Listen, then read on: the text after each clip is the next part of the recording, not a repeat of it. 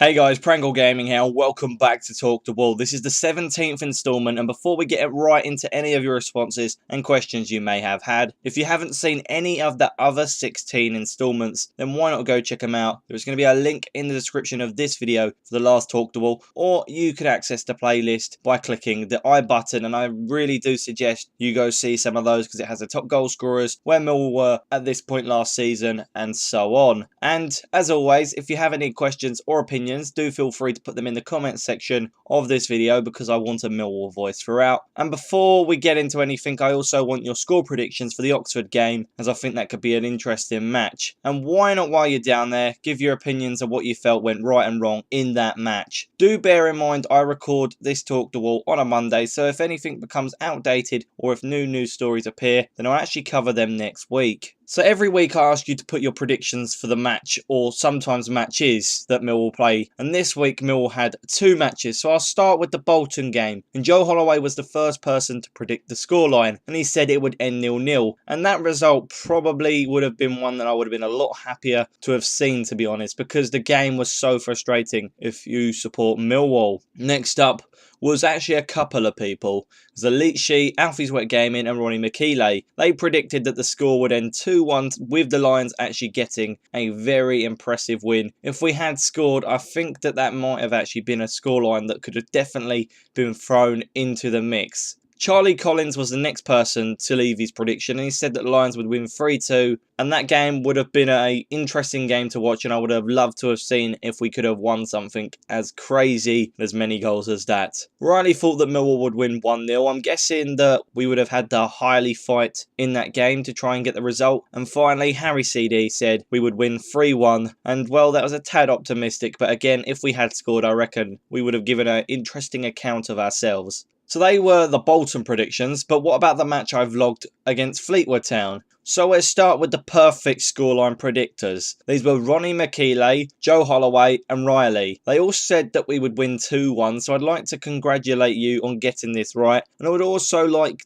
to say for you guys to leave your predictions for who will be the top goal scorer for Millwall in the league come the end of the season, and also how many they would score. Alfie's Wet Gaming was the next person to predict, and he said that Lions would win 3-0, which had Gregory actually gone and buried that easy chance that he had, I think it would have definitely have helped us move forward and get an even better win than we did against Fleetwood. And finally, Elite She said that we would win 3-1, and he was very close to having the right score, and it was a good idea.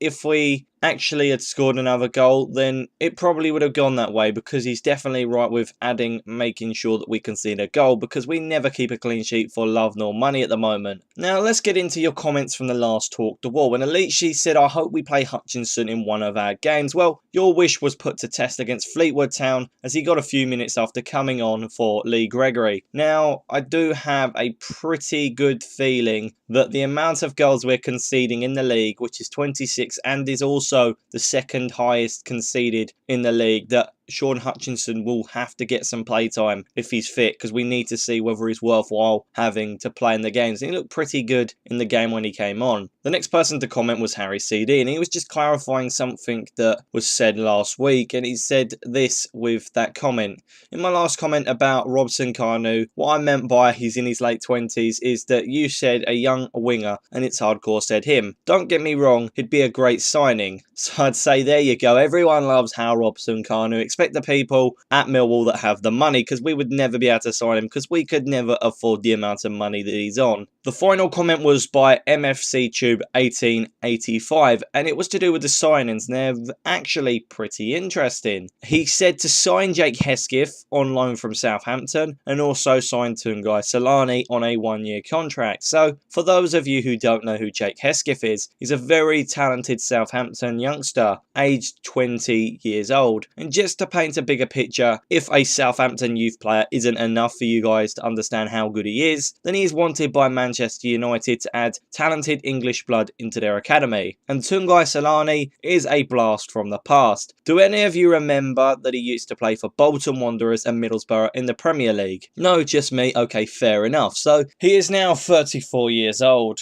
and I believe that he may have hung up his boots last playing for FC Pune City in India. Oh, how the mighty have fallen. Never mind. He might be able to come to Millwall. I do think it's quite impossible. He might be just too old, but we do need a striker, so maybe it's a good idea to someone give Harris his number.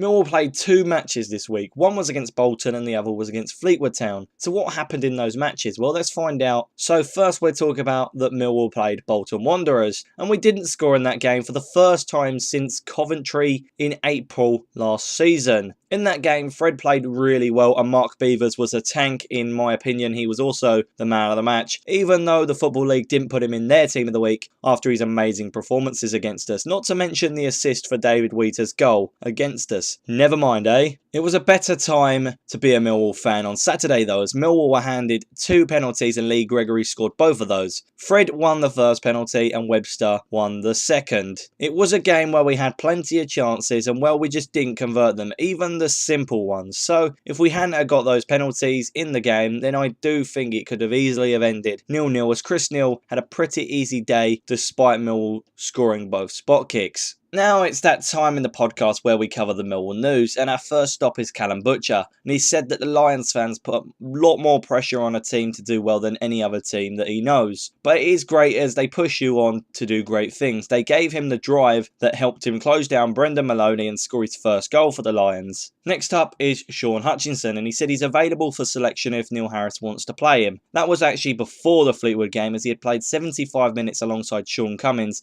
and now they're both back in Harris's plans if he chooses to use them. Hutchinson did come off the bench against Fleetwood on Saturday, and Harris said that he played really well after clearing away 2 late crosses that could have stopped the Lions taking the 3 points. Neil also added that Cummins and Hutchinson will feature on Monday for Justin Skinner's elite development squad, and if they both last 90 minutes then they will both be in contention for a starting spot in his plans for the Oxford game. And finally, Jamie Philpott has joined Bromley on a 1-month loan, the same club that Alfie Pavey has just come back from, and he said to actually be really happy to go out on loan, as it will get him some experience and he can also score some goals to prove to Neil that he could challenge for a space in Millwall's plans. So that is all we've got time for today at least. Do feel free to put your questions and opinions in the comment section for the next Talk to Wall. However, before I go, don't forget to put your score predictions for the Oxford United game in the comment section, as next week I'll be covering the game and highlighting the good and bad points. And why don't you tell me your opinions on the match and Millwall as a whole? So, like, comment, subscribe, and I'll see you guys next week for the next Talk to Wall. But until then, goodbye.